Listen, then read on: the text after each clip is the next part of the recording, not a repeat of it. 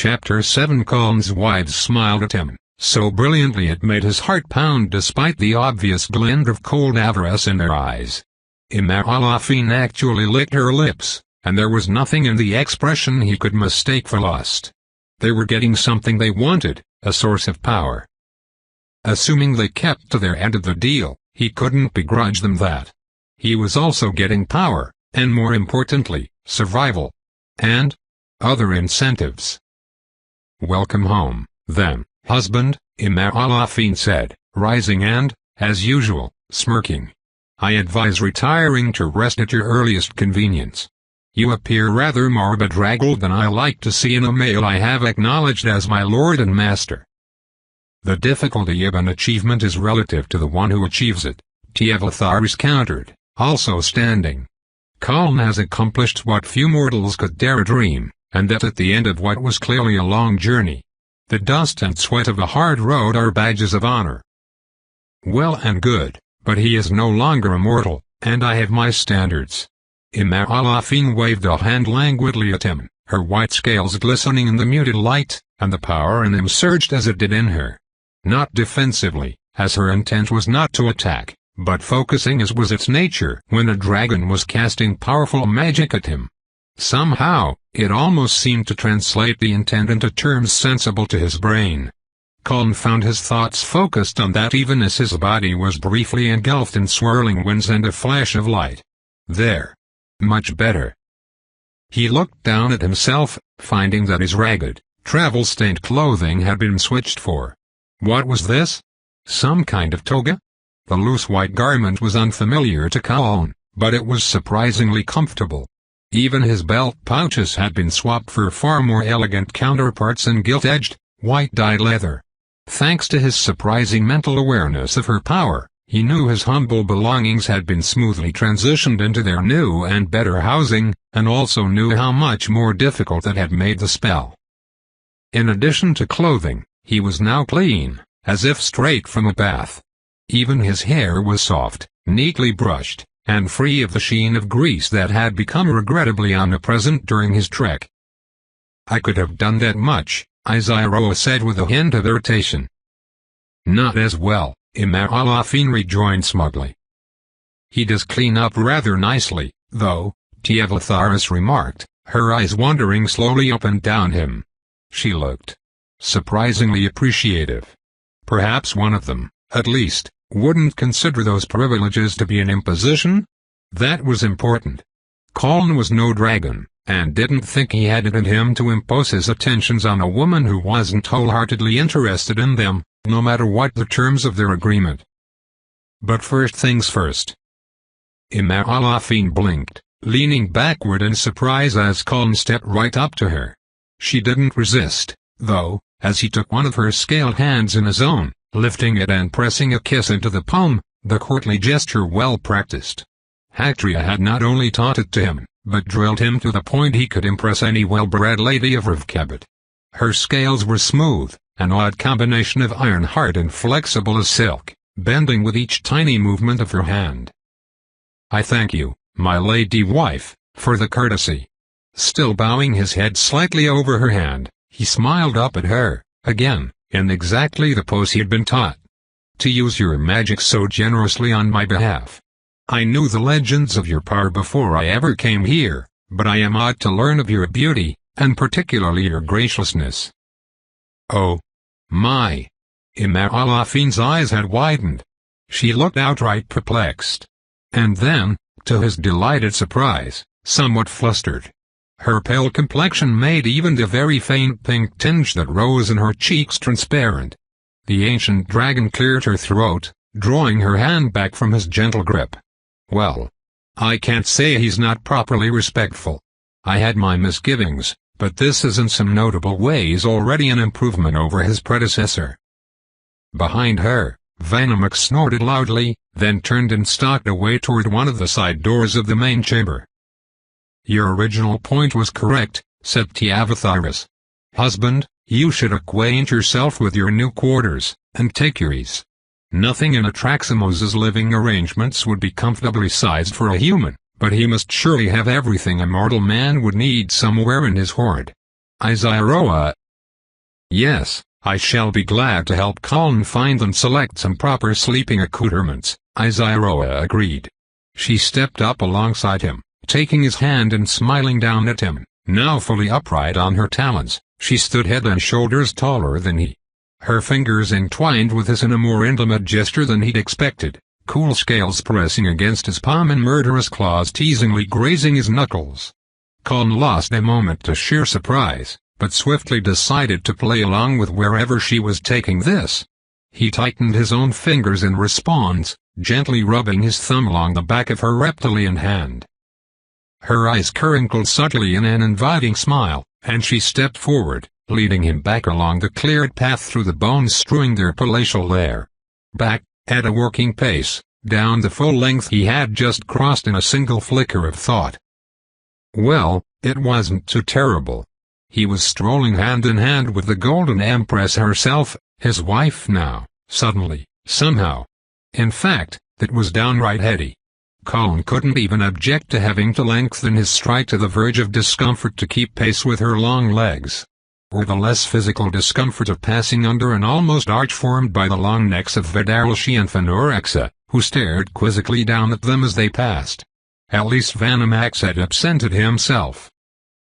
"Pardon me if this is a silly question," he said, "but what makes you think Atraximos has sleeping arrangements? That would suit me, that is. I didn't see anything in there which looked like furniture, except for some of the timekeeper artifacts. Some of the enchanted armor would fit me, I suppose, but none of it looks awfully comfortable." She glanced down at him again, once more smiling. "Oh, do you not fancy taking the spell-thread inlaid robe of a vanquished archmage as your dressing gown? Sounds ostentatious. Does this robe still have the archmage's blood on it? Because that would be a deal-breaker." Izaroa laughed, softly, and the throaty alto stirred something to life in his chest. "To answer your question, husband, we dragons are collectors. Oh, we each have our areas of special interest, and our own habits of acquisition, but the hoard of any dragon is bound to contain some shockingly mundane objects. We have a tendency to pick up anything remotely interesting we come across, and are loath to part with anything in our possession. Atraximos, in particular, was something of a pillager. Over the centuries, I have seen him carrying in various pieces of furniture from castles and manors he despoiled, or perhaps looted from merchant trains. I can't say I troubled to keep track of his comings and goings. All of them the most elaborate, gilded, embellished, generally expensive examples of their type. At least in appearance. If you disdain ostentation, husband, you may wish to redecorate. I will definitely take that under advisement." They climbed the steps dividing the huge chamber, continuing down the central path toward the great arched doorway to Atraximos's personal lair. "Well, Colin's lair, now. I'm certain we can find you a nice solid gold lunger in the Riva fashion. Or perhaps a grand Everval style for a posted bed." She glanced down at him again, golden eyes glimmering. There must be something offering sufficient room. Colin was too taken aback to answer. Her claws tightened on his hand for a moment, her thumb caressing the back in a reciprocation of his own earlier gesture. That was an unsubtle hint, but why? The idea that she actually just wanted him didn't seem worth even considering. He would have to step carefully, here. Above all else he must avoid giving offense, but the idea of having her out of some sense of obligation on her part made him feel queasy. It wasn't that he wouldn't leap at the chance to bed the Empress, but such a thing must be done right. If it happened in a way that made him ashamed of himself, he would never be able to look her in the eye again. How to suss out her true feelings without affronting her dignity? He was distracted from his ethical dilemma by a more practical one. As they stepped across the threshold into the hoard chamber, Colin's nerves jangled with a sudden, alarming pressure. Something crashed down upon him, seemingly from every direction in the vast room. Ah, right. This time, he didn't have the entity's protection, and Atraximos's defenses had not died with the dragon. "I feared this," Izaroa said, suddenly terse. She stepped backward, pulling at Colin's hand. "Husband, come." In his absence, Atraximos's wards and spells are active against any intruder, especially. Wait. Colin held his position, right on the threshold, still holding on to her clawed hand. He frowned in concentration, feeling the power washing over him and rising within him. He knew almost nothing of magic, knew that, were he able to sense these vast enchantments in whatever the normal way was, he would never have been able to make sense of their intricate flows. But this magic had been laid by a dragon, and it meant Colin could cheat. Even without understanding it. He understood it. Intuitively, not intellectually. Ironic that Atraximos had apparently done this himself. From what Colin had picked up of the hints the dragons had dropped, by forcing the power he'd just acquired to protect him from dragon attack, he had locked it into countering dragons. Apparently that worked against anything they did, from claws and fire to the most subtle of magics. Now it was as simple as reflex. He no more needed to understand intellectually what he was working with than he needed to know the internal anatomy of his own hands to flex his fingers. Colin reached out to the encroaching power with his will, pushing back, drawing it in, adjusting. The alarming sense of pressure faded as the powerful and elaborate magical protections shifted to acknowledge their master. Colin, not Atraximos, was now the lord of this domain.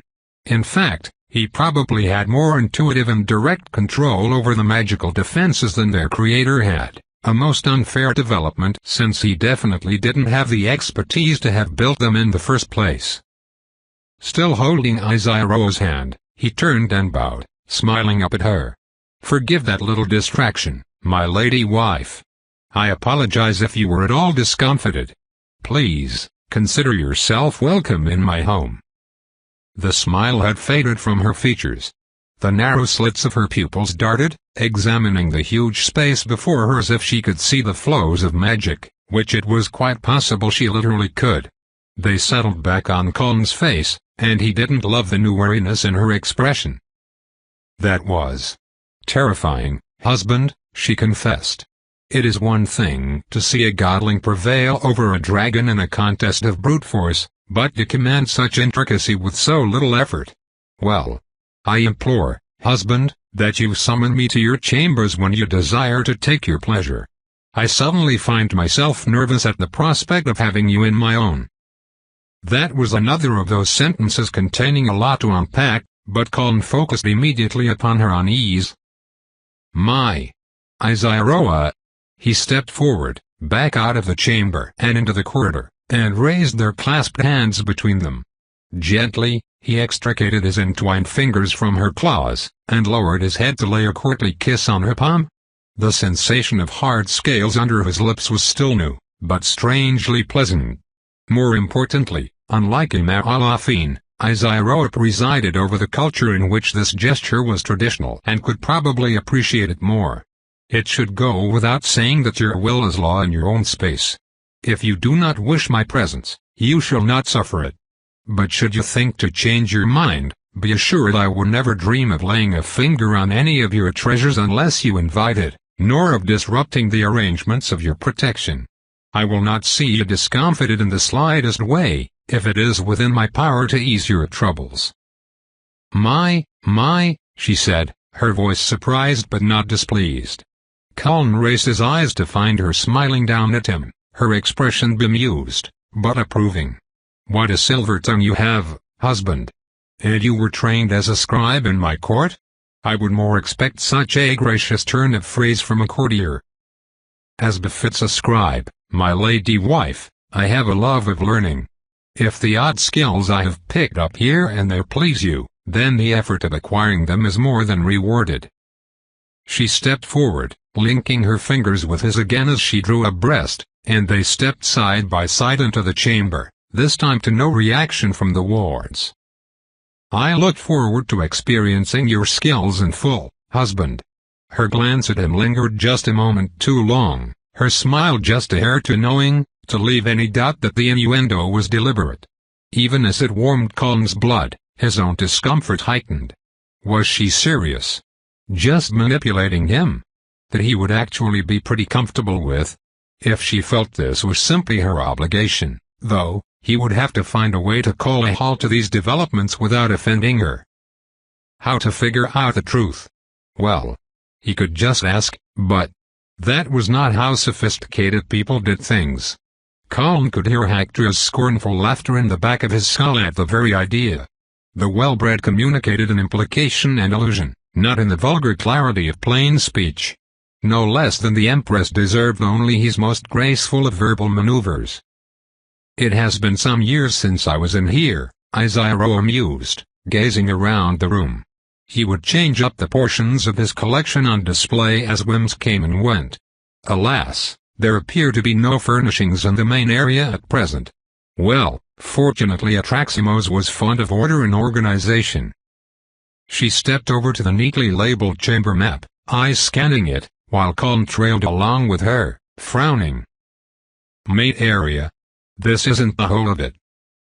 "Goodness, no, husband. As head of this household, you naturally have the most spacious quarters. We never have figured out what this facility was originally meant to be, any more than the purpose of most timekeeper edifices, but this suite is the largest. Past those doors in the far wall are more rooms containing easily this much space. I know not how full they are, but I suspect you will find them just as orderly but far more densely packed. We shall simply have to figure out where he kept a sufficiently padded surface. Unless you wish to make a pile of enchanted coats here in the front chamber." There was certainly a sufficient space in the front part of the room. Atraximos had left the area just inside the main door as clear as his own sleeping spot. It made a section of bare floor bigger than the average house in Revkebet. "That seems rather disrespectful," he said solemnly. "No reason to take it out on the collection, just because their previous owner was a brute. The historical value of some of these items must be inestimable." "How refreshing, to learn you hold such a regard for history," she said, again gracing him with that Vulpine smile. "It seems you will have some tidying up to do, then." "Ah, yes," Colin agreed, following her gaze to the section of racks that had been knocked over during their tussle. "Hopefully none of it was fragile. Hang on. I wonder." As she turned an inquisitive gaze upon him, Colin concentrated inward and outward. The heavy layers of enchantment covering the space responded instantly to his will, relaying data.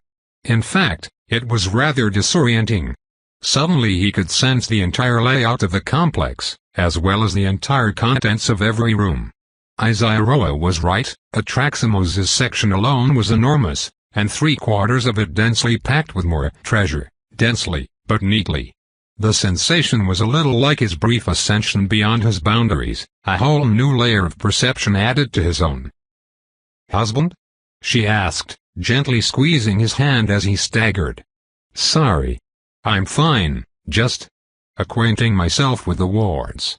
Spells. Whatever they are. Ah, yes. I knew there was no way he carried everything back and forth by hand, not if he changed the displays as often as you suggest." The function was built right into the wards. Colin only had to concentrate to sort through the vast inventory and locate a suitable target, and then pull.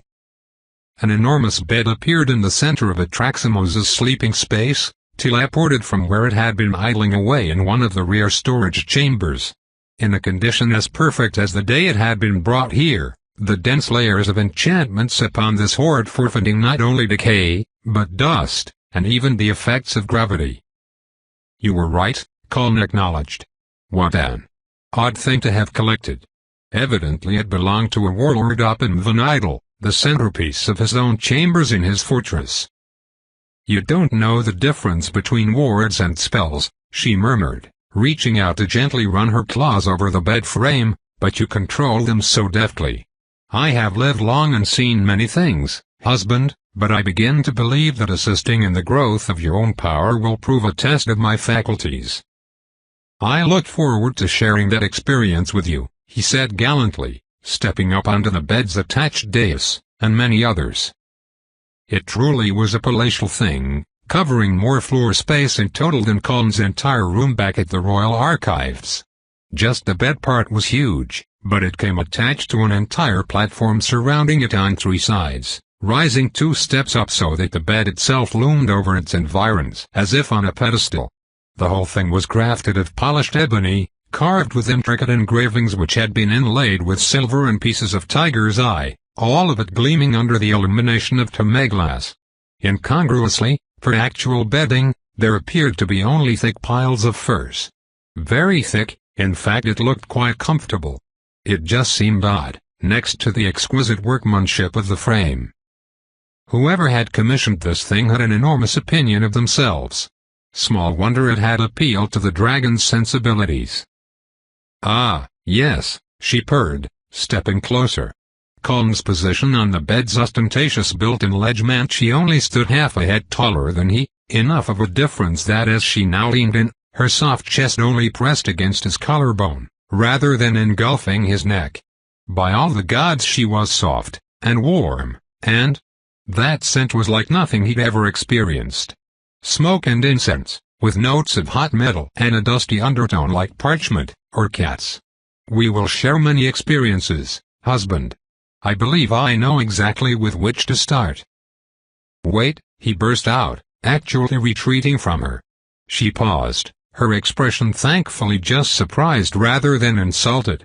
Colm had to stop when his legs hit the bed, but he'd gained enough space she at least wasn't actively pressing against him. That proved crucially necessary for his ability to think. Yeah, finding an elegant way to broach this was a lost cause. He simply had to rip the bandage off, or he was going to stumble into a depravity for which he could never forgive himself. "I am. All right, I can only beg your indulgence for putting this so gracelessly. I only know what you've told me of the ways of dragons, but, Izyroa, you don't have to do anything. Okay? If this is just an expectation, there's no need to indulge it. It's not that I don't want to, but the idea of imposing myself on someone who doesn't eagerly desire it sickens me. We have plenty of time to get to know each other, and decide how we'll relate. Please don't feel any need to impose any personal duties upon yourself. I couldn't bear it to be the cause of any indignity inflicted on you." Golden eyes gazed into his own, wide and curious. Those narrow pupils shifted minutely, flicking as she took in every detail of his face. Subtly, she tilted her horned head to one side in an inquisitive gesture. "And that is truly how you feel? Strongly enough that even that remarkably smooth tongue of yours begins to falter in your delivery?" "Sorry about that, in particular," he said, grimacing. "I'm normally quite deft with a turn of phrase." "So I have already noticed." She raised her eyebrows, then smiled. Her pupils began dilating as he gazed into them, slowly widening until they were almost round. Izyroa again took his hand in her claws, but this time, laid it against her opposite wrist. Colm instinctively closed his fingers over it. For as tall as she was, and as powerful an impression as her cool, impervious scales made against his skin, the limb itself was quite slender. Almost dainty, under his hand. "I honor your consideration, husband. And I shall take no offense at a misstep made out of respect for my person. You labor under several misconceptions, however, and no doubt shall for some time. Unfamiliar with the ways of dragons as you must be, we shall perforce have many of these little misunderstandings to smooth over." "I can only be grateful for your patience with me," Colm said, managing a playful smile even as his own heartbeat was thudding in confused anticipation. This was going somewhere. He could barely guess what she was leading up to, but he certainly had his hopes. In that moment, they both knew she had him in the palm of her hand, all but literally. Her smile widening by minute degrees, Izyroa began slowly pulling his hand up her arm. Sliding over her scales, he felt the smooth texture of each, the strange blend of suppleness and rigidity. "A dragon's hide is armor, no more and no less. My scales are impervious to all but the most titanic of physical forces, and the most potent of magics. Nature designed them for protection, and at that task, they are without peer. It is not without its downsides, however. Those scales can feel almost nothing. In our greater forms, we are nigh indestructible. and, unfortunately, somewhat numb. But skin. She pulled his hand gently up and across the bend of her elbow. He felt a slight ridge where golden-edged black scales gave way to silky brown skin. Izaroa closed her eyes, drawing in a shuddering breath as he, no longer needing her to pull his hand along, slowly ran it up the smooth curve of her upper arm. Her expression was almost rapturous. Those eyes opened, blazing with heat, and she bit her full lower lip for a second before continuing. Colin was suddenly acutely aware of the deep, throaty quality of her voice, the subtly smoky scent of her breath. So it is, to have dual forms. The greater is mighty beyond compare. But only the less are able to truly experience being alive. Every sensation is so categorically different. Even scent, at my full size, I can detect the same chemical traces upon the air as you. In far greater acuity, in fact. But the experience is utterly alien. It lacks the resonance with emotion and memory, to the point it might as well be a different sense entirely. She leaned forward, closing her eyes as she lowered her head. One of her horns grazed his cheek, the roughness of it a contrast to the tickling of the tight curls of her hair as they feathered across his skin. And then Colin was covered by a wash of goosebumps as she pressed her face against the side of his neck for a moment and inhaled, deeply. The Golden Empress was sniffing him. To judge by her deep purr of approval, she liked what she smelled. Part of Colin, a distant part, entertained a very rational concern he was about to be eaten, but by far the greater part of him was fully preoccupied with the growing certainty that this was going in an entirely other direction. Izaroa pulled back, and a shivering gasp was drawn unwillingly from his own mouth as she retreated, far enough that he could see her warm, golden eyes again. His hand was still resting on her skin, in fact, now clinging to her shoulder. She lifted her opposite arm to rest her clawed fingers over his own. There are some among dragons who thus avoid the smaller form as much as possible, and avoid, in particular, the acute sensory experiences of which it is capable. They deprive themselves, considering this resonance with mortal experience to be somehow beneath the dignity of a dragon. Atraximos was one such joyless prude. I should forewarn you, husband, that Imer Alafin is another. But She smiled, heatedly, biting her lip again, and with agonizing slowness, pulled his hand further down. He felt the change in texture as the fabric of her simple garment slid under his skin. She kept pulling, and it was Colin who, to his own embarrassment, was the first to gasp as she pressed his palm against her breast. The sound it wrought from her was a deep, slow sigh, her eyes drifting closed in an expression of appreciation. Subtly she arched her spine, pressing herself into his grasp. She was so soft. So much. She filled his awareness. Her warmth, her scent, her presence, the sight of her impossible beauty. Colin really felt he ought to have something smooth to say at a moment like this, but once again his wit failed him. At that moment his brain was getting less blood than it was accustomed to. Izaroa opened her eyes. They were full of promise and desire. I deny myself nothing. And it has been a long time. I will not command you as your empress. I am a dragon, my husband, and I have yielded to you. But I have lived long enough among mortals to know their ways. And speaking thus as your wife. She flowed forward, and suddenly he was drowning in her as she stepped up onto the dais with him. Slender arms were around him, clawed hands caressing him, one cradling the back of his head, one pulling the small of his back to meld their bodies together. Her tail twined fully around one of his legs as she dipped her head to nuzzle down at his temple, cuddling his face into the abundant softness of her chest. His every sense was filled with her heat and her spicy scent, with soft flesh and hard scales. I demand what is mine, Izaroa growled into his ear, and then bit it. Power roared inside him, rising up to meet her. A dragon was making him the focus of her entire consciousness. But she was not attacking, and so she was not flung off. Instead it brought him a burst of clarity and control. Colin wrapped his own arms fully around her body, so slim and soft and curvy even as she towered over him, his hands roaming over satiny skin and cool scales. He tilted his head to grant her better access as her plush lips began questing down the side of his neck. Then, with a deftness that he knew had to come from his dragon reactive godling power, he hooked one foot behind the talons on which she stood, spinning them both around as he swept her literally off her feet. Izyro laughed in delight as she was whirled and landed upon the thick furs with her husband atop her. Colin pulled himself up to gaze down at her for just a moment, drinking in the sight. Her avid expression, eyes practically aglow with hunger as she was spread out for the taking beneath him. "It shall be as my lady commands," he promised, and surged down upon her. He couldn't have said how much later it was, and didn't at all care. The minutes had been too fully occupied to bother counting them.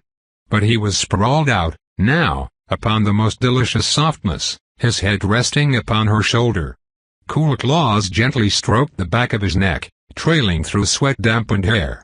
Where their legs were tangled together, her tail had once again wound fully around one of his, the smooth scales lightly rubbing his skin as the tip moved gently up and down his calf. Colin was not the least bit embarrassed at being so utterly out of breath. Her own chest rose and fell just as deeply under him. He had rendered a dragon breathless. That seemed like something to be proud of. "You are not new at that," Izyro said finally, her voice throaty as she was still catching her breath. "Never mind experienced, I might suspect you had been trained." That was basically true. He pushed the sudden memory aside. That was the absolute last thing he wanted to think about while lying in her arms. In fact, "As I said," he replied, still recovering his own breath, "I have sought out interesting experiences. If the results of them enable me to bring you satisfaction, then everything was more than worth it." Her arms moved, pulling him more tightly against her in a hug. "And I trust I pleased you, as well." It was barely a question. She'd been present to see the effect she had on him, but he took it seriously nonetheless. Colin braced his hands against the furs and pushed, her claws sliding off him as he rose up off her body to look down at her. Dragons didn't sweat, it seemed, and her skin was too dark to show much of a flush, but the dishevelment of her hair and the sated expression upon her lovely face were truly satisfying to look upon. Pleased him? She was. No words in any language he knew encompassed how magnificent she had been. That had been more of a religious experience than his actual, literal apotheosis. He dithered a moment too long, letting the silence stretch out as he sought the perfect phrasing to tell her. But it didn't matter. Whether it was his mystical awareness of her as a dragon, or the lingering intimacy they were still sharing, he could read the nuances of her expression perfectly as her smile widened in smug delight. She knew. He finally said, "am having a really strange day." Izyro laughed in sheer glee, and rose up against him to begin again. Chapter 8. She was laughing at him. That cruel, mocking smile he'd seen her use when talking behind her friends' backs. But never at him. Colin reached for her, but Hactria turned her back, still laughing. Sneering. Stepping out of his reach. Always just out of reach. If he could only reach her, he knew he could explain. Surely she would explain, make everything make sense. But he couldn't reach her.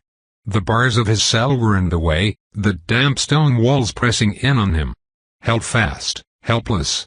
Hactria turned back, smirking, laughing. She was saying something, but he couldn't find any meaning in it. Just mockery. Wait. This was absurd. He wasn't the same fool who'd been tossed away like this. Colin embraced the power inside himself, felt it ignite with the fury of the sun. He was huge, transcendent, towering, majestic. He rose above all of Rivkabad, above the world itself. Among the stars and galaxies, blazing with divine power. And still she laughed at him. He reached out again and Hactria stepped away, always just out of reach. Smirking at how she had tossed him aside. The iron bars and stone walls loomed, surrounding the infinite cosmos in which he walked. He paid them little attention even as they began to enclose him in the entire universe. She was still laughing at him, at his failure. She stopped laughing, suddenly. A shadow fell across everything. The walls were gone, banished by the shelter of a black wing. Talons ground into the floor to either side as an enormous shape stood protectively over him. Golden eyes blazed in the infinite night. Judging, filled with cold fury. Hector's mockery turned to fear, and she stumbled away. In the shelter of those wings, he suddenly didn't care to follow. Let her go. In the darkness, within her protection, it was peaceful again. He had so many worries, so much rage and grief, but for the first time Colin could remember, it began to be quiet. He woke suddenly, the first sound of which he was conscious his own swiftly indrawn breath. That felt like a hell of a dream, but he couldn't remember. It was really warm. Warm, and soft.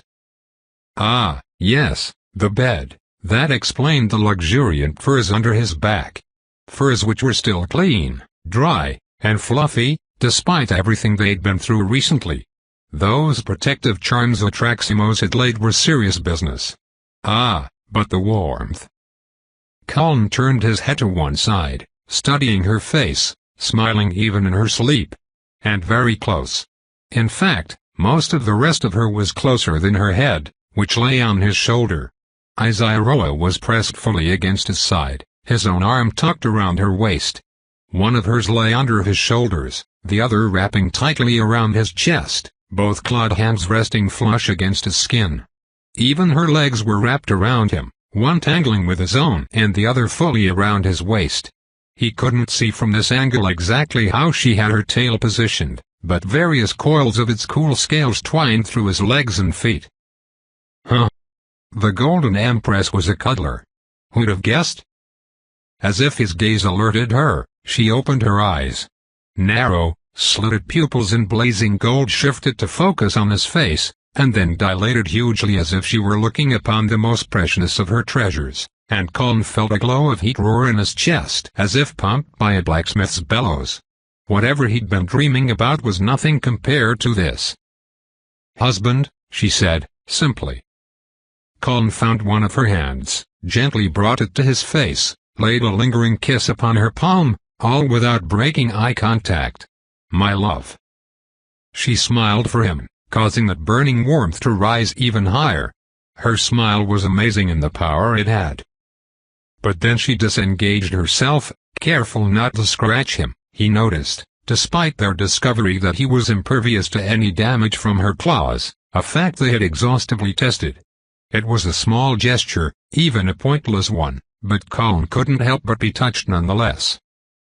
Isairoa sat up, turning to fold her legs beneath herself and stretch fully. Arching her spine and rolling her head back, she raised both arms above her head and then bent them further backward with amazing flexibility, her gleaming claws kneading at the earth as she stretched them. Her tail extended fully behind her, rising up and quivering slightly with the full extension of its muscles. By all the gods, that posture did amazing things to her chest. She saw him staring at her, and deliberately held the pose a moment longer before relaxing. Her smile was warm, smug, and pleased with herself. Hector would have reprimanded him for gawking. Isairoa seemed to consider it her due.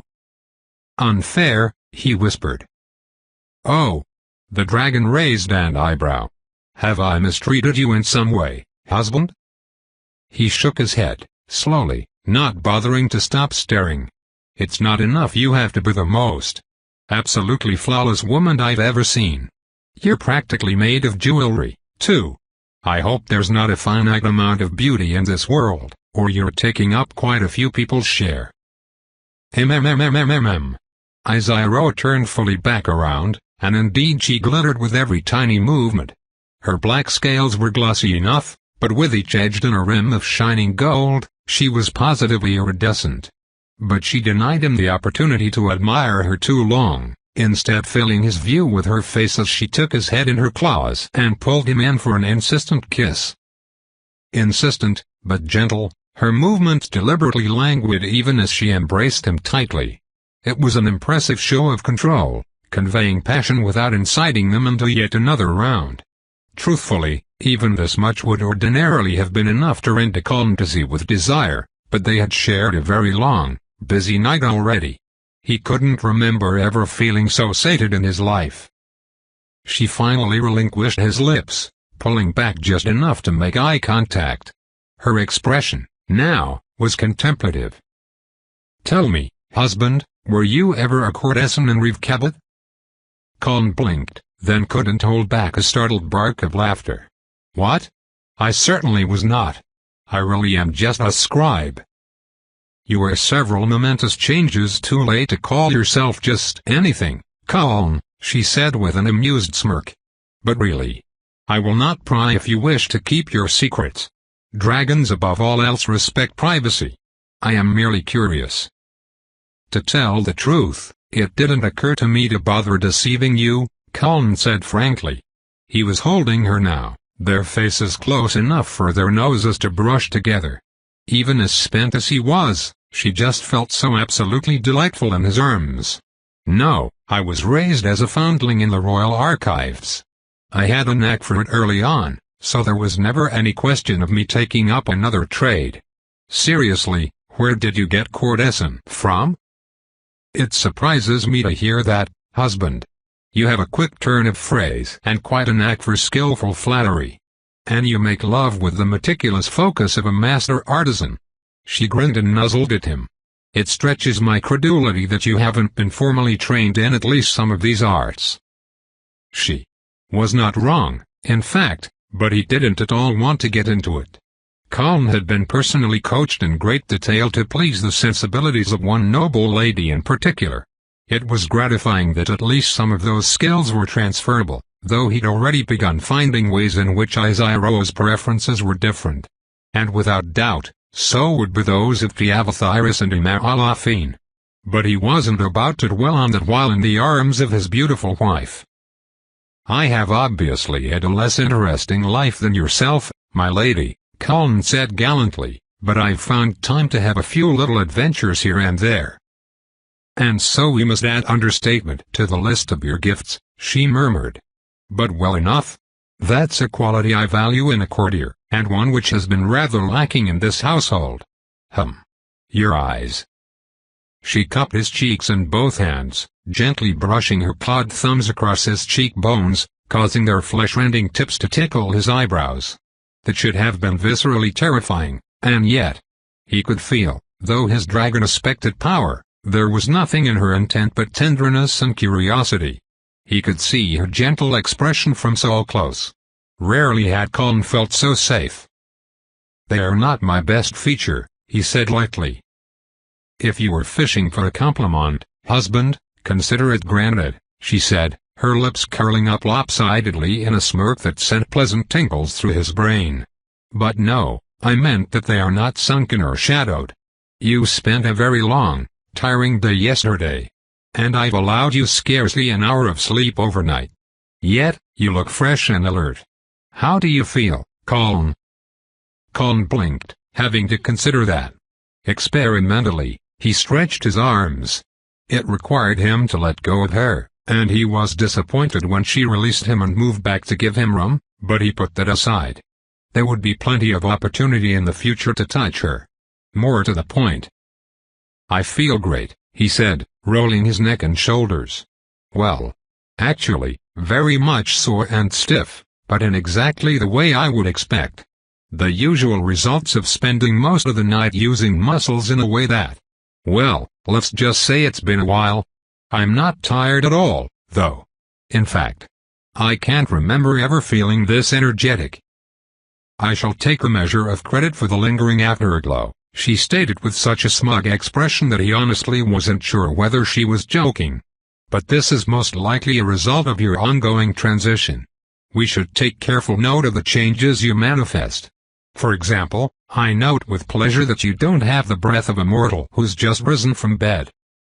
"Oh, shit," and he'd kissed her, without a thought in the world. "That's a lucky side effect," Colin said fervently. "Not to mention peculiar. Oddly specific, I might say. Is that typical?" I have known only a few godlings, even over the course of my long life. They are a rare phenomenon indeed. And none remotely so intimately. And there it was, the great sticking point in his massive good fortune. Colin knew little of gods and less of magic. He had never heard of godlings before yesterday and only understood what apotheosis meant because it was helpfully constructed of root words. What in all the hells was the entity playing it? What was that damned thing, and why did it want to turn him into a god? He urgently needed more information. His impossible new wives had pledged to help him along the way, but they were clearly under the impression that he had come here with a plan firmly in mind, and that had inevitably colored their response to him. How would they react upon learning that he was the hapless dupe of some inscrutable thing which Colin was starting to suspect was a rogue god? How could he get more information without revealing the depths of his ignorance? Looking into Isaro's warm golden eyes, he desperately wanted to trust her with everything. The entirety of his life experience warned him not to. Yes, that does seem to be the perennial problem, he said, controlling his expression as carefully as he'd ever done in his life. Little seems known of the process, because everyone who knows is motivated not to spread that information. I can only imagine how chaotic it would be if new gods were popping up everywhere, every day. Still, it seems certain to me that you must know many things I do not, on probably every subject. I am eager to learn, my love. He raised one of her hands to give her that courtly kiss on the palm which she so appreciated, holding her eyes with his own. Isaiah smiled, warm and inviting, and gently stroked his hair with her other hand. The sensation of cold, hard claws along his scalp had already become strangely comforting. My knowledge is of course at your disposal, husband. She hesitated, her expression darkening momentarily. However, in this case, my honest recommendation is that you turn first and foremost to Imaralafine. She is the unquestionable expert on magic in this family, and therefore on godhood. It seems certain that she must know more of the subject than I do, and is less likely than I to have absorbed incorrect facts. Given the nature of my scant interactions with godlings over the centuries, that is a real risk. Very well, Colin agreed quickly. Perhaps it's all for the better. I can think of much more pleasant topics I would rather discuss with you.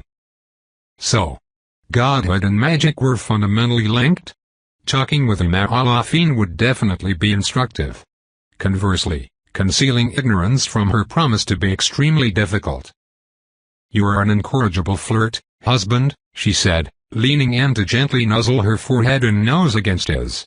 It pleases me greatly. Do more of that. But for now, I believe I should show you around your new home. We have just the thing to begin the day properly, particularly if one suffers from onerously exercised muscles.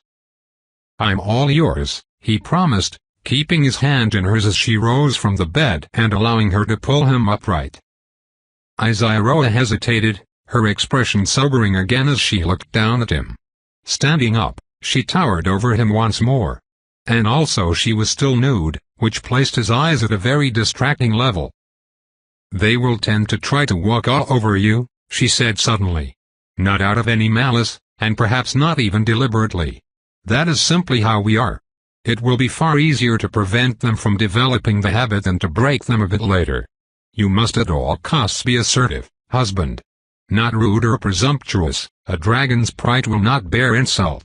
But never forget that our family structures are based on hierarchies of dominance, not on familial affection as you know it.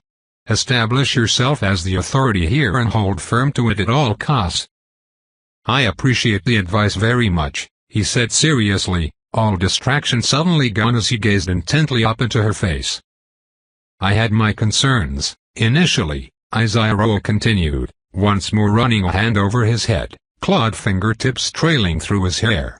What you've shown me already is greatly reassuring, husband. You seem to have exactly the skills needed to manage multiple overblown egos. Only remember to do that without being deferential or submissive, and I believe you will succeed admirably. Domineering will be a new look on me, but I'm pretty adaptable, he said. Yes, You are definitely that, she mused. Her eyes slowly wandered over him from top to bottom and then back, a reminiscent smile playing across her lips. It widened as she focused again upon his expression. Well, I think we had best get dressed or we really will be here all day. Oh. I suppose, he sighed. If we must. There will be plenty more opportunities, husband, she promised. And I think you will appreciate what I am about to show you. There was more to the complex than the enormous, dragon-sized spaces, which made sense. While the timekeepers had enjoyed their grandiosity, the overall scale of the things they'd left behind mostly suggested they were human or human-like in proportions. The favorite theory among his fellow scribes in the royal archives was that they'd been elves of some kind. In the case of Cullen's new home, that meant the presence of many passages branching off the main rooms which would require the dragons to adopt their smaller forms to traverse. It also told him this complex was much bigger than it appeared. He would have to explore thoroughly, probably with guidance from his new wives. Izaroa led him through one of these corridors, this one better lit than the central chambers due to a relative lack of cobwebs, dust, and mildew obscuring the inset to glass panels. All of that and more did drift into corners along the floor and ceiling. Clearly this passage saw regular traffic, but just as clearly the dragons didn't bother to actively clean anything. He would have to do something about that. This whole place was absolutely disgusting. Atraximos's chambers were spotless, and he suspected the other Horde chambers were the same for the same reason, automated magic wards. For whatever reason, they didn't seem to mind the general filth in the central part of their home. All that fell away from Cullen's mind as they emerged into their destination. The sound of running water had grown louder as they proceeded down the corridor, accompanied by confusing gusts of air that were warm and chilly by turns. All became clear when they emerged into the baths. It was a kind of alcove, built to the same palatial scale as the bigger chambers near the front, despite only being accessible via a much smaller hallway. The huge room was oval in shape, stretching the long way from the door, and only half of it had walls. The outer arc was open to a stunning view of the surrounding crags, supported by time-stone pillars engraved with the intricate geometric designs characteristic of their culture, each flanked by a thin lip of glass which would provide illumination when it was dark. And it was full of water. There was a thin lip of time-stone floor in front of the entrance, and a little peninsula which descended into the water and stairs. The depth wasn't great close to the door, but it fell away in tiers until, at the far end, it was clearly deep enough for a dragon to mostly submerge herself, as the bath's current occupants proved. Water poured from outlets arranged around the walls on this half, and seemingly spilled over the edges of the outer arc between the pillars to splash down into whatever lay below. Steam rose from the hot water of the baths, but the gusting breeze of the mountains was cold, the cause of the mingled temperatures that had blown down the corridor. "You have a bath," Cullen exclaimed. "I mean, we have a bath." It looked like it belonged in a palace. "Good morning, husband," said Tiavatharis from the far side of the room, where she lay mostly submerged, only her arched neck and the upper edges of her wings protruding above the surface. "Izaroa, I trust your night was restful." "It was not," Izaroa said, positively beaming with self-satisfied smugness. "I can scarcely recall the last time I was so vigorously kept awake." "Ah." Tiavatharis lifted her head further, turning an intrigued expression upon Cullen. "Felicitations. I see I have much to look forward to." "I expect you will not be disappointed," Izaroa purred, running her claws tenderly down Cullen's back. "Right. Dominance." He couldn't afford to blush and stammer here. She wasn't making that easy. What would a dominant dragon do in this situation? Gods, but that was a departure from all of his social training up till now. What would a swaggering alpha male do in this situation? He managed not to shiver, and hopefully if he showed any blush it could be ascribed to the hot steam rising up to embrace him as he stepped to the edge of the pool. Cullen deliberately made eye contact with Tiavatharis and smiled in what he hoped was a knowing manner. She smiled in what definitely was. "This is incredible," he stated, turning away to gaze around at the chamber. Why would the timekeepers build a bath sized suitably for both dragons and mortals? It is, of course, an open question why they did anything, said Tiavathyres, lowering her head until it seemed to float upon the surface of the water. We have never quite figured out the original purpose of the whole complex. It has a number of quite idiosyncratic features. Personally, I theorize that this was originally built for aquaculture of some kind. The water is channeled in from mountain springs and snowmelt. The heat is thanks to an enchantment laid by Imar-Alafin.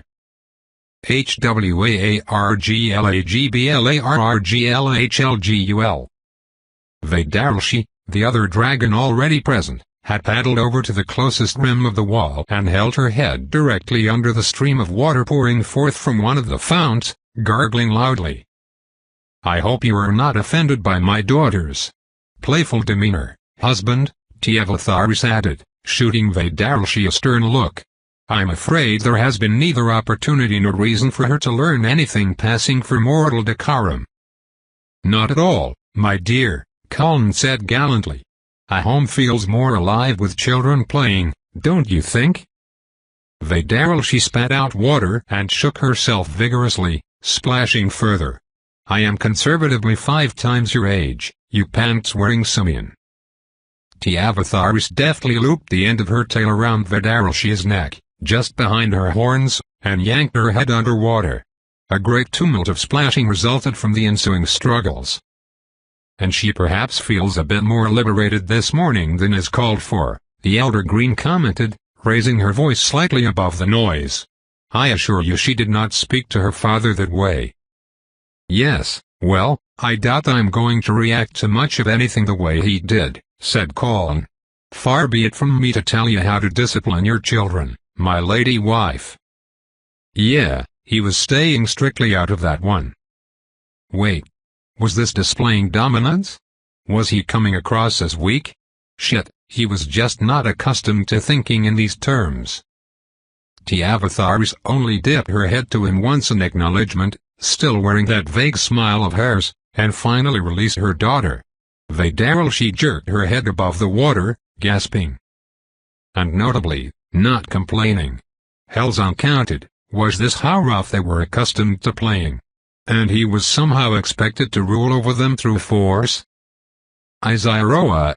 Tiavathyres had turned to frown at the other dragon, who had casually discarded her garment and slipped into the water with a pleased sigh while Colin was distracted.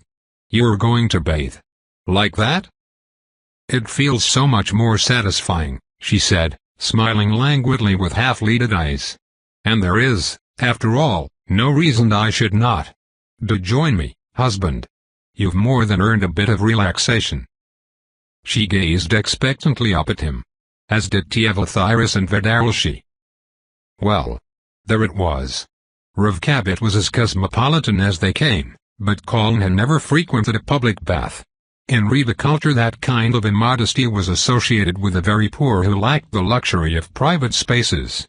And the 3 women present, 2 of them in giant monstrous form, were eyeballing him with undisguised interest. Okay. Right. Dominance. Don't mind if I do, he said, smiling, and shrugged out of the loose garment Imar-Alafin had conjured for him. It was easy enough to do that, fortunately, sparing him making an awkward spectacle of struggling out of the fabric. The white cloth slid down to lie puddled around his feet, and Colin, forcing himself not to hurry, stepped out of it, then down into the first step under the water. The heat made him gasp. It was perfect, just short of painfully hot, and a delicious contrast to the cold mountain air. He made a point to smile deliberately at Tiavathyres as she eyed him up and down, then carefully descended the rest of the steps and seated himself beside Izyroa.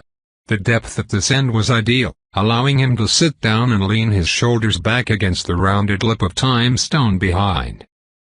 And, gods, this felt good. Colin didn't bother to repress the groan that worked its way out of him as he leaned back. Blessed heat worked into his sore muscles from all around. This was bliss. Water sloshed as Tiavathyres stood, wading over toward them. She rose progressively out of the pool as she ascended the tiered floor, and then, at the uppermost one, shifted forms. Well, turnabout was fair play. Colin stared unabashedly at her, encouraged by the fact that she met this treatment with a welcoming smile. And by all the gods, she was worth staring at. Her outfit yesterday had displayed a lot, but nude, she was like a sculpture of some flawless war goddess. Not bulky. Her musculature didn't add any heft to her, save perhaps at the shoulders and in the legs. But every inch of her was powerfully defined, very much as if she'd been chiseled from marble. "Mother! Vadaril!" she exclaimed in alarm as Tiavatharis waded over and seated herself at Colin's other side.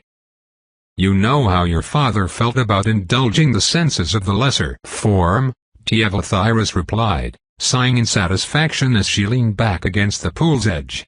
"MMF. Yes, in fact there are quite a lot of asinine opinions I no longer have any reason to accommodate. I thank you for the reminder, Isaroa. This is so much better." Vadaril, she swiveled her head, peering at each of the three of them in evident confusion, before finally letting out a huff and drifting closer. She did not change, but came near enough to lie on the second tier down, which left her body only half submerged, and extended her neck toward them, letting it float in the water. The position placed her head just a couple of paces from Colin, floating with just her eyes protruding above the surface like a crocodile. Making and holding deliberate eye contact, Vadaril, she began slowly blowing bubbles with her nose. What would a domineering dragon do in this situation? Well, he had only one idea, so he did it. Colin leaned back, stretching his arms across the lip of stone behind them, and casually shifted them forward to wrap around the shoulders of his two wives. Then gave them each just the gentlest of tugs. Obligingly and without comment, Isaroa and Tiavatharis leaned against him, resting their cheeks against his own shoulders. This had the side effect of propping his own head upright, as their smooth horns came to rest against his cheekbones from both sides. Fortunately they arsed backward too much to actually poke him. Those things looked sharp enough to kill at the ends. Relaxing fully into the hot water, he didn't have to make an effort to put on his somnolent smile, but he beamed the full force of it at Vadaril.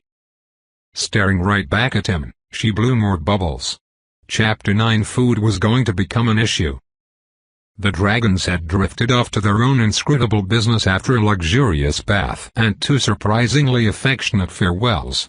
Well, not so surprising in Isaroa's case, not after last night, but Tiavatharis also kept making her interest clear, culminating in warm, lingering glances over her shoulder as she departed the bathing chamber. Still nude and swaying her hips, her long tail tracing a serpentine pattern of water along the time-stone floor. Vadaril, she had made a guttural noise in her throat and launched herself out into space rather than transforming so she could use the door. Now Colin was back into Traximos's, well, his hoard chamber, now. He was once again wearing the loose garment Emer Alafine had conjured for him, since it was still practically pristine. And fortunately, his upgraded belt pouches still contained his supplies, including the pieces of dried meat and flatbread he was now chewing. He estimated he had food for 2 more days or so, and sufficient coin to trade for another week's supply, assuming he could find a trader. Wait, no, that was not the situation. Thanks to his intuitive command over Atraximos's protective wards, Colin now knew he had enough money in the coinage of dozens of nations to outright buy the largest mansion in Rivkabit and have it furnished in solid gold, and that just with the coins stored away, never mind what he could get by selling off the other treasures present. It was probably for the best that dragons were such hoarders, assuming the three ladies had comparable wealth squirreled away. Dropping even a 1-digit percentage of this trove in whatever tiny kingdom was closest would implode its entire economy overnight. Colin was now richer than he'd ever imagined it was possible for a person to be, and in 3 days he would have neither food nor any idea how to obtain more. To judge by the bones, the dragons ate whatever they could catch. Apparently more or less whole. Well, he could probably demand a share and work out a way to cook it. He didn't know whether it was even possible for a human to digest raw mammoth or mountain goat and wasn't terribly curious to learn. Even that was a short-term solution, however. On the road, the entity had helpfully guided him into opportunities to purchase, barter for, or occasionally steal proper food, forcing him to rely only sparingly on these tough travel rations. Colin had shamelessly tossed aside his benefactor for 3 new ones, on the grounds that they were more transparent about their agendas, but they probably didn't have a clue how to go about obtaining vegetables or fruit around here. After everything he'd survived and achieved, dying of scurvy would be a downright insulting finish. And now, Colin realized, he was dithering. Sitting on the edge of his humongous, luxurious bed, staring at the time-stone walls and not doing anything about anything. The enormity of his new situation yawned in front of him, filled with potential he'd never so much as imagined, but also risks well beyond the stakes he was accustomed to dealing with, and so many uncertainties between them that he hardly knew where to begin. Well, the Lord Scribe had always said the first step in tackling any big task was break it down into smaller ones. And then those into smaller ones still, if need be, until he had a place from which to begin. The advice carried a sour aftertaste in Colin's memory, now, after the old bastard had thrown him to the crocodiles, but his advice had always been good. It had never failed him before. Besides, Colin was a big step closer to getting even, and then some. He stood, descended the bed stairs, honestly, a bed that had its own stairs, there was luxury and then there was this absurdity, and began to pace in front of the neatly labeled map of the chamber. Which, he noticed, had been changed to reflect the bed's presence and also. Oh, right. Belatedly, Colin straightened up the clothing displays he and Atraximos had knocked over yesterday in their brief fight, and put the Mutzenadel whip back in its case. Thanks to the enchantments now under Colin's control, that took only a moment of concentration to teleport them back into position. So, goals, and steps. He began pacing up and down while organizing his thoughts, a habit of his which had always irritated his fellow scribes. Colin needed to get a handle on his godling powers, and leverage the expertise of his new dragon family to do so. He also needed to gain their assistance in prosecuting his revenge. Actually just Iroa would be plenty for that purpose, considering everyone against whom he planned to retaliate lived in Revkabit, where she was the sovereign and ruler and a quasi-religious figure. He needed to prepare himself for these challenges they said would be coming. Exactly who would try to take out a new godling? The dragons had referred vaguely to others on around their power level, which meant, well, other dragons, godlings and maybe gods, doubtless a few of the most powerful wizards and such, miscellaneous fairies and devils and. Colin amended that with a sub-goal, learn who else was in the spirit group in which he was the newest and weakest member. Those were his goals. And upon consideration, the next step toward any of them was simply to talk with the dragons. He needed to improve his social standing around here. Colin's new stepkid seemed less than enthusiastic about him, understandably. As for his wives, as best he understood their expectations, they appeared to expect sexual attentions from him. Well, 2 of them did, at least, and they all 3 wished to coach him and help guide his emerging powers toward a form that would best suit their interests.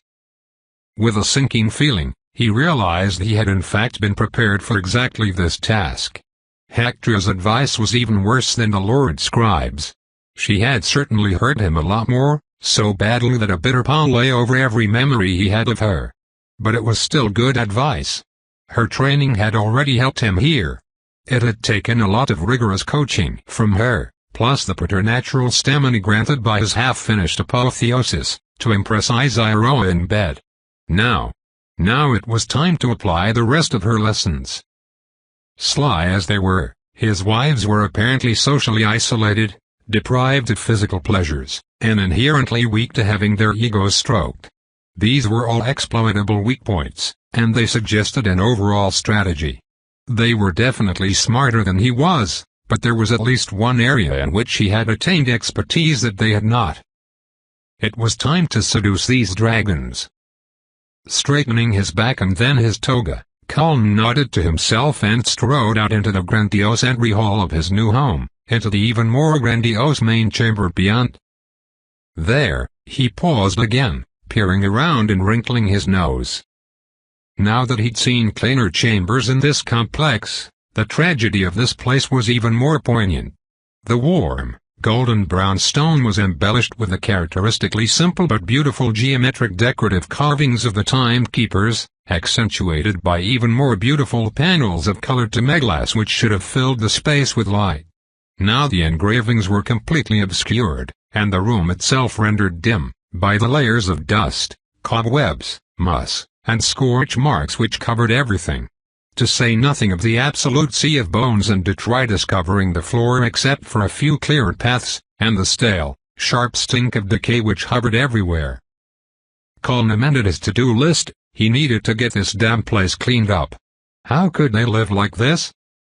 As he stood there considering, a huge head emerged from one of the big side chambers, swiveling about on a long neck to peer at him directly. "Ah, husband. Excellent timing. Come, let us begin work." Imar-Alafine's tone was brusque, almost peremptory, and filled with the arrogant assumption that she would be unquestioningly obeyed. To be seduced is to be guided on a journey of delights by a more experienced traveler. For this to work, the seducer must maintain a position of dominance, but gently, oh so gently, never once affronting the target's pride or coercing their movements. Every step must be taken out of trust that coexists with mystery, trust that the seducer knows the way and will not bring the seduced to harm, even as they themselves remain a tantalizing enigma to be unraveled. Remember, my lovely, the only difference between courtship and harassment is the goodwill of the subject. Meeting Imar-Alafine's gaze with Hector's voice ringing unpleasantly in his memory, Colin smiled. It was a careful smile, as meticulously constructed as any contract he had penned. Warm, eager, showing delight at the sheer sight of her that he didn't really have to feign, even when not in her gorgeous humanoid form he well remembered the sight of it, and besides, a dragon made for a spectacle that was no less majestic for not warming his blood. And yet, it was a calm smile. Confident. In control. Colin turned toward her, smiling that intricate smile, and stepped forward. 1 foot in front of the other, at a calm and steady rate. Emphasizing that he acted of his own will, at his own pace, and was not one to jump at her command. He held at pace for a careful span of seconds, watching her expression and judging her patience, carefully choosing the moment, 5 steps down the broad central staircase, as it happened, for the spontaneous gesture. Now that he had the hang of it, all it took was a moment's concentration, and then he flickered across the whole length of the room, arriving by Imar-Alafine's feet in front of the door so fast she had to step back and swivel her neck around again to restore eye contact. "Thank you, Imar-Alafine." Colin spoke with the same exacting care, making his voice an instrument he played with the greatest skill he could muster. "To have your guidance is a greater boon than anyone could possibly hope for. I shall do my utmost to prove a student worthy of such an esteemed teacher." Carefully, deliberately. This was a tricky balance, and he had to strike it exactly right. His gratitude was sincere and he made his expression of it deliberately flattering. She was a prideful creature, and he suspected that after who knew how many centuries of keeping company only with equally prideful creatures, she was hungry for validation and praise. But Colin was careful not to be fawning, or to present himself as in any way submissive. He made his tone, expression, and bearing as confident as he could, calm, collected, in control. Dispensing praise because it was his to dispense, not because she was entitled to it. This was already exhausting. It was fortunate that the expression on her huge reptilian face was so easily readable. The arrangement of facial muscles clearly had a direct relationship to that of her other form, and also Imar-Alafine apparently had no practice in obscuring her reactions. Her rising impatience at his deliberate approach had been stifled by his words of praise, and now she paused, seemingly uncertain how to respond for a moment. Just as she opened her mouth to answer, he preempted her with his next gambit. Colin held out his hand to her, along with a warmly inviting smile and a careful positioning of his feet. Whether or not she recognized the specific stance and gesture, a courtly invitation to take his hand in the style of Rev Cabot's well-bred elite, the point was to place her on the spot. He had his hand at shoulder height, and anyway in her current size she could do nothing with it. Invitation, guidance, playfulness, and no hint of coercion. He wasn't making her do anything. She would decide to indulge him, or she would not. After staring quizzically down at him for a moment, she did. Alafine shifted into her smaller form and placed one scaled hand in his own, closing her claws around his fingers. Colin, of course, kept his inner triumph clear of his face, merely widening his smile by a deliberate increment and adjusting his grip so he could place a kiss upon her palm. His beautiful, enigmatic, terrifying wife regarded him with that same quizzical expression, but now a faint tinge of pink rose in her pale cheeks again. Holy shit, he was actually pulling this off. Well, then, Alafine said, clearing her throat. This way, if you please, husband. There are a few things I would like to show you whilst we begin to delve into your situation. I'm all yours. That line had worked better on Iziroa. Alafine didn't appear to notice the innuendo. She simply lowered their clasped hands down to waist level and stepped forward, guiding Colin through the huge arched tunnel. This, he recognized, was the door in which Fenrixa had been napping when he'd first slipped in here yesterday. It was laid out like the one into the master chamber, a long access hall, built to such enormous scale that a dragon could pass through without needing to shift, and leading only to an even grander chamber beyond. Perhaps there was some architectural purpose to this, or maybe the timekeepers just liked their grandiosity. Probably both. But all thoughts of archaeology and even his present predicament vanished from Colin's mind as they stepped into the room beyond. It was a library. Built to the same apparent design and proportions as the 3.HOARD room in the master suite, this one had bookshelves covering every inch of the walls, including the inset to glass panels. There were more in the ceiling, but overall the light was thus dimmer, save where specific illumination had been added. And such a library. Those shelves were floor to ceiling, a distance Colin could tell was 4 stories because that was how many levels of balconies had been built along them to provide access to all the shelves. The second row of freestanding shelves out from the walls only rose 2 stories, with corresponding walkways attached, and the third a single level positioned safely on the floor. Given the size of the chamber, even that left a large cleared space in the center. A central aisle cut it in half, extending from this door to the one opposite. On the right side was a wide open space surrounded by the bookshelves in which Fenrixa was currently stretched out, apparently asleep. She cracked one eye at their appearance, then closed it again in ostentatious disinterest and did not otherwise move. The left half of the cleared center was subdivided further, with another aisle leading to a third door on that side of the room. The closest side was a reading area with a variety of chairs, tables, and brighter lighting, while the farther held a collection of clearly rare books and scrolls in glass cases rather like the way Atraximos displayed his hoard. The sheer wealth of knowledge on display here was enough to make him start salivating. This wasn't as big as the entire Royal Archives, of course, but the knowledge of just whose trove this was raised tantalizing prospects about what it must contain. It even looked like a sorceress's library. Those thin walkways were obviously held up by the glowing chunks of crystal and metal embedded in them at regular intervals, being clearly too delicate to support their own weight unassisted, and the lights in here were hovering objects that put out a steady, blue-tinted luminescence more powerful than Temeglass. Save the white ones drifting over the reading area, which were apparently meant to be easier on the eyes. "I thought you might appreciate this, husband," Alafine said in an overtly self-satisfied tone. "A scribe of all people would see the value in what is held here." Colin realized belatedly that he had entirely forgotten to put on his act, and was staring around with avid wonder. In fact, yeah, he had gasped aloud when they stepped through the door. And had he run the last few steps, dragging her along? He had a vague memory of that. Well, it was no great problem. She had clearly taken his reaction as a high compliment. "This is your hoard? Imar this is absolutely—" "Oh, goodness, no," she sniffed, waving her free hand. "The door on the left leads to my chambers. I have some few of my own favorite tomes and scrolls in my personal collection. These are my books, however. The layout of this complex is such that we had 4 perfect spaces for personal lairs, and only the 3 of us—" "6 of us," Fenorexa said without opening her eyes. "Child, shut up. 3 consorts and their offspring. As a peculiarity of the architecture, the 2 on this side are connected by this passage between them.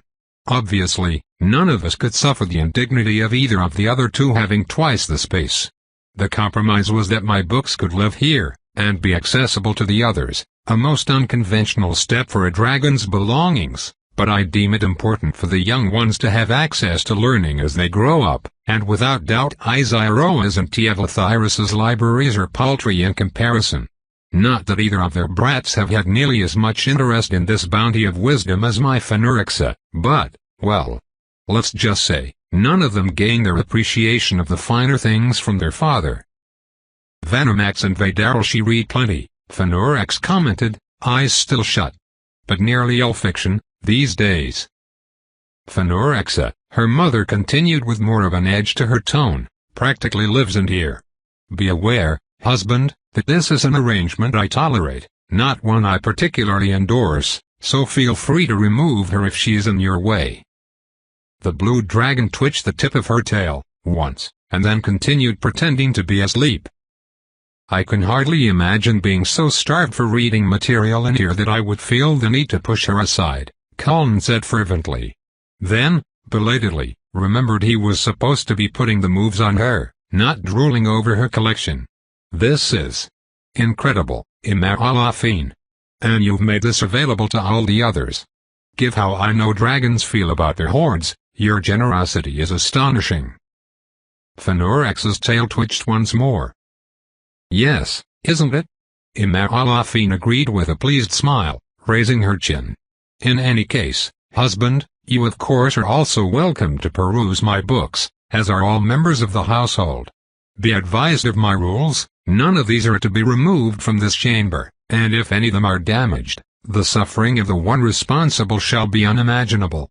My wards go a long way toward ensuring both of these facts, but should they be circumvented or overpowered, I will have to enforce my rules personally. That is to be avoided." "It hardly need be said," he agreed quickly. "To say nothing of the affront to you, my lady, I would consider any damage to this collection an unpardonable crime." Good," she said, smiling again. "I begin to think we shall get along better than I first feared, husband." "The wards," he murmured, and at the thought, it was as if he had refocused his eyes. Suddenly he was more consciously aware of a layer of data that had been evident to his senses, merely ignored before. It was very much like the ones in Atraximos's lair. In principle, if different in the details. As with the others, Colin could not make any sense of the intricate structures and overlapping flows of energy he could sense throughout this chamber, but he was keenly and intuitively aware of it. Since he had not seized control of the wards, he could not manipulate them as he did the ones in his own room. But he could tell that he could. It would be as easy as reaching out with his mind and grabbing. He very carefully took a mental step back, letting the awareness of these filaments of magic slide across his consciousness, untouched. Something told him that meddling with Imar Alafine's work would be unwelcome. Colin turned back to his bride, finding her staring intently at him, and no longer smiling. She mused. "That reminds me. How did you reach an accommodation with the defenses in Atraximos's personal lair? I can't imagine that either Izyroa's middling skill with magic, nor whatever means you used to sneak in here in the first place would have allowed you to pass a peaceful night under their auspices." "Ah, that.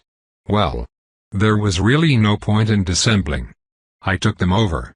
The wards recognize me as their master now. And a good thing, too, aside from not being fried as an intruder. There would be no other way to possibly find anything in that collection. Do you know how many rooms he's got in there, full of stuff? Phanorexa not only opened her eyes, but lifted her head and turned to stare at him directly. You took them over, Imaralafin enunciated slowly, as if chewing on each word in order. You can do that? And you claim to have been a scribe, not a court sorcerer. Yep, there it was. Cullen turned to her and put on an open, wry, slightly rueful expression. He was still holding her hand. Good. He gently rubbed his thumb over the back of it in an understatedly affectionate gesture. Oh, not at all. I rather fear you will find me an unfortunately ignorant pupil, my lady wife, but I promise I'm a quick learner. No, I have little comprehension of the magic. But I suspect because it was laid by a dragon, it was extremely easy to bring it under my control. I see. Imaralafin narrowed her eyes, and also narrowed her pupils. Husband, in case this does not go without saying, you are not to tamper with any of the enchantments in this chamber, and especially not those in my own. In fact, Imaralafin. He held her gaze with his own, keeping it as intent and warm as he could make it, and raised her hand to again kiss her palm. What under every uncounted heaven could possibly induce me to show you such disrespect? You have my word, that which is yours I shall protect as if it were my own, without presuming any prerogative to touch it uninvited. Very well, husband. I suppose I cannot fault you for being what you are, and you to continue to show proper respect. That helped, he could tell by her expression. She was still wary and somewhat alarmed, but significantly mollified by his reassurance, not to mention flattered again. It was a relief to deal with someone so transparent. Hactria and her peers would be running circles around him if he'd tried this with any of them. Undoubtedly so would Izyroa, and bless her for not making it necessary. Shall we, then? He prompted, smiling and stepping toward the seats in the reading area. Not in here, Imaralafin said, smirking and wagging a clawed finger at him. We will not be testing unknown magic in the library, husband. For shame. And you a scribe. Unless Diavatharis whipped out an unpleasant surprise, Cullen had a feeling he knew who the difficult personality in his harem was going to be. Do forgive me, he said with his most charming smile. I jumped to the conclusion that you'd want to go over theory, first. By all means, my lady wife, lead on. I am eager to learn everything you have to show me. He might have oversold it a smidge, lowering his chin to give her a particularly smoldering look through his eyelashes. At least, that one landed. Imaralafin hesitated, then another pink flush rose in her cheeks and she cleared her throat, hastily turning away. Yes, well. Not unreasonable, husband, that is in fact the proper starting point. I should learn what you know and determine how many gaps I need to fill in.